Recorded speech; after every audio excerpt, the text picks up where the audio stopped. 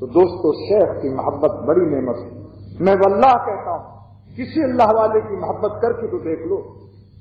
اگر آپ کی جان میں نہ اللہ آ جائے تو کہنا اختر مسجد میں جھوٹ بول گیا. یا جب امرود والے سے امرود ملتا ہے، مٹھائی والے سے مٹھائی ملتا ہے، کپڑے والے سے کپڑا ملتا ہے، ہر چیز اس کے والے سے اگر اللہ والا ہے تو آپ کو اللہ ضرور مل جائے گا. مگر آپ کی طلب ہونی چاہیے، اس کے آداب ہونے چاہیے، بے ادبی نہ ہو. دیکھو دوستو آج کل ہم اللہ والوں کا حق ادا نہیں کرتے. چاہتے ہیں وہ ہمیں بہت ہی پیار کریں، مجھ کو دیکھ کے ہی کھڑے ہو جائیں اور اب مجھے تکیہ بھی دے دیں اور لوگوں میں تعارف بھی کرائیں یہ فلانے مدرسے کے اور بڑے وہ ہیں. لیکن خواجہ صاحب فرماتے ہیں کہ ہم خاک نشینوں کو نہ مسند پہ بٹھاؤ، ہم خاک نشینوں کو نہ مسند پہ بٹھاؤ، یہ عشق کی توہین ہے اعزاز. یہ خواجہ صاحب کو حضرت نے نکال دیا تھا.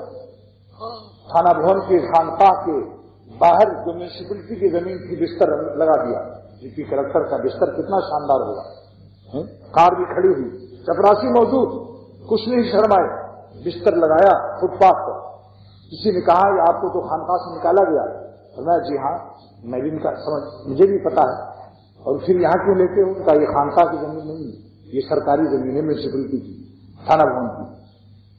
اچھا تو پھر ایک شعر بنایا خواجہ صاحب نے، ادھر وہ در نہ کھولیں گے ادھر میں در نہ چھوڑوں گا، حکومت اپنی اپنی ہے کہیں ان کی کہیں میری. نہ بھاگنے کی حکومت میرے اختیار میں ہے، بھگانے کی حکومت ان کے اختیار میں. آخر کس مقام پر پہنچے کہ مفتی جمیل احمد تھانوی نے اپنا مصلح الشیخ بنایا ہے. یہاں سے لکھا شعر نے کہ آپ مجھے جو کچھ تھانہ بھون سے ملا دے دو. حضرت خواجہ صاحب نے لکھا میں یہ ملی نہیں ہوں، دل و جگر ہوئی ہے خون، کیوں میں کسی کو مفت دوں میں میری مفت جینے. اور پھر فرمایا دیندار نکالیے پہلے، پیش مرشد ذلیل ہو جاؤ، متبع بے دلیل ہو جاؤ، پھر تو سچ مچ جمیل ہو جاؤ، یعنی اللہ کے خلیل ہو جاؤ. یہ شعر و شاعری میں اصلاح ہو رہی ہے. بعض وقت میں اس سے بڑی زبردست اصلاح ہو جاتی ہے. شعر و شاعری جو بڑا اصلاح ہو تو بڑا مزہ آ جاتا. جیسے میں نے عرض کیا تھا کہ اس صورتوں سے زیادہ دل مت لگاؤ. جو صورتیں کتنی ہی حسین ہوں ان کے چہروں کی جغرافیاں بدلنے والی ہیں. پھر تمہاری محبت کی تاریخ بدل جائے گی اور اپنے آنسوؤں پر رو گے، راتوں کے جاگنے پر پچھتاؤ گے. ارے خدا پر مر جاؤ، کسی اللہ والے پر مر جاؤ اگر مرنا ہے تو، تاکہ وہ مرنا بھی اس تمہارے مرنے پر لاکھوں حیات قربان ہو جائیں گے. نفس خود را کش جہان زندہ تم، اپنے نفس کو مارو، کسی اللہ والے پر مرو، تم سے جہان زندہ ہوگا. جدھر جاؤ گے تم کو دیکھ کر تمہاری خوشبو سے پہچان لیں گے. معروی فرماتے ہیں کہ مجنو کو لیلا کی خبر کی اطلاع نہیں دی گئی. مجنو کے گھر والوں نے مجنو کے سگے چچا کی لڑکی تھی لیلا. حکیم الامت لکھ رہے ہیں ملفوظات میں، یہ اردو ڈائجسٹ کی بات نہیں کر رہا ہوں. حضرت حکیم الامت ملفوظات میں لکھتے ہیں کہ مجنو کے سگے چچا کی بٹیا تھی لڑکی. اور اس کے مجنو کے ابا نے کہا، اپنے بھائی سے ہاتھ جوڑا کہ میرا بیٹا پاگل ہو گیا ہے، تم کیوں نہیں شادی کر دیتے؟ تو بھائی نے کہا کہ بغیر شادی کے تو ظالم پاگل ہے، دیکھ کر کے ہاتھ کھول ہو جائے گا اور پاگل ہو جائے گا. پتہ نہیں میں ایسے پاگل کو تو رشتہ نہیں دیتا، جنگل میں پھرتا رہتا ہے، میری بیٹی کا کیا خیال کرے گا.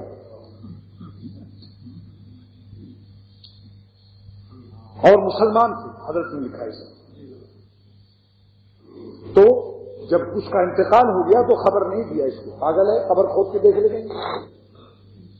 لہذا اس ظالم کو 6 مہینے کے بعد کہیں سے خبر لگ گئی. محلے کے لڑکے والے شریف ہو کے سارے تیری لیلا مر گئی.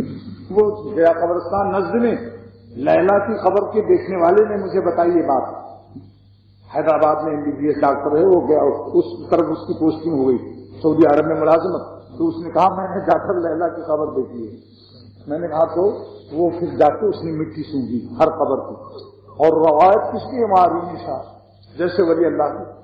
حضرت رمی فرماتے ہیں وہ ظالم پاگل بننے میں ہر مٹی کو سونگ رہا.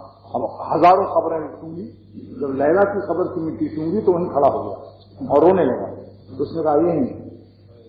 تو معروی فرماتے ہیں کہ اگر مجنو کی ناک ہم لوگوں کو نصیب ہو جائے تو لیلا کی خوشبو کو مل جائے جو سڑنے گلنے والی لاش ہے. اور مولا کی خوشبو، جس کے دل میں مولا ہو، یہ بھی خبر ہے. جس میں خبر ہے اندر اگر مولا ہے دل میں، تو اللہ کے عاشقین اس کے صحبت میں بیٹھ کر اور اس کی مٹی کو اور اس کی باتوں کو سن کر پہچان لیتے ہیں کہ اس کے اندر مولا ہمارا موجود ہے۔ فرماتے ہیں ہم چون مجنو بو کنم ہر خاطرہ، میں مثل مجنو کہ میں بھی ہر انسان کو سنتا ہوں، صورتاً دیکھتا ہوں کہ اللہ والے ہیں لیکن ان کی صحبت میں بیٹھ کر سنتا ہوں۔ تابعابم نور مولا بے خطا، تابعابم ہوئے مولا بے خطا، یہاں تک کہ میں مولا کی خوشبو پا جاتا ہوں۔ شمس الدین تبریزی کو بغیر صرف سن کر کے ایک نظر سے دیکھ کر کے پہچان لیا، پہلی ہی ملاقات میں وہ آئے، حکم الہی سے الہام ہوا وہ جاؤ خونیا، وہاں میرا بندہ جلال الدین میری محبت میں بے چین ہے، اس کی تربیت کرو۔ کبھی پیر کو بھی بھیج دیا جاتا ہے۔ پہلی نظر خونیا کے بازار میں برنج فروشوں کی، چاول فروش بیچنے والوں کی منڈی میں سوداگرانہ لباس میں شمس الدین تبریزی بیٹھ گئے۔ وہاں کچھ عمائد شہر بیٹھا کرتے تھے۔ معذورین کو خبر ملی کہ کوئی شخص آیا ہوا ہے نیا، لیکن اس کی آنکھوں سے پتہ چلتا ہے کہ یہ اللہ کا عاشق ہے۔ فوراً پہنچ گئے، کہا حضرت بس پہلی نظر میں عرض کر جاتی مجھے آپ میری تربیت فرمائیں۔ یعنی آپ کو کیسے معلوم کہ میں کیا ہوں؟ فرمایا کہ بوئے میں رات کسے مخنو کنت، اگر شراب پی کر کوئی پان کھا لے، الائچی کھا لے، لونگ کھا لے اور چھپا لے اس کی بدبو کو، لیکن چشم مست خیش تنگا کی کنت، یہ اپنی مست آنکھوں کو کہاں چھپائے گا؟ وہاں کون سی لونگ ڈھکیلے گا اس میں، اور کون سی الائچی اس میں داخل کرے گا آنکھوں میں؟ بوئے میرا اگر کسے مخنو کنت، شراب کی بو کو تو چھپانا کا اختیار ہے اس کو، پینے والے کو، لیکن چشم مست خیش تنگا کی کنت، اس لیے فرمایا کہ شم گلستا باما بوگو، اللہ کے قرب کے باپ سے تھوڑا سا میرے کان میں مجھے بھی کچھ بتا دو۔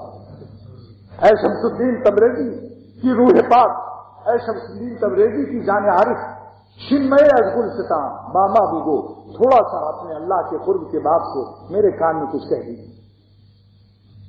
جرائے برریز برمازی صبو، ہم جانتے ہیں کہ آپ کے پاس جام مینا اور صبو مٹی کا مٹکا ہے، ہمیں پہ گھونٹ پلا دیجیے۔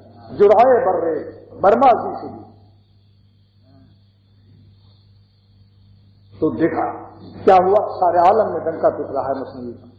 کیا ان کو شاہ خارزم کے نواسے کو، اس بخاری کے مدرس کو، اس منقول معقول جامع عالم کو دنیا نے حقیر سمجھا کہ ایک شمس الدین قلندر کیا ہے بستر دے پھرتا ہے، یا سارے عالم میں ڈنکا پٹ گیا؟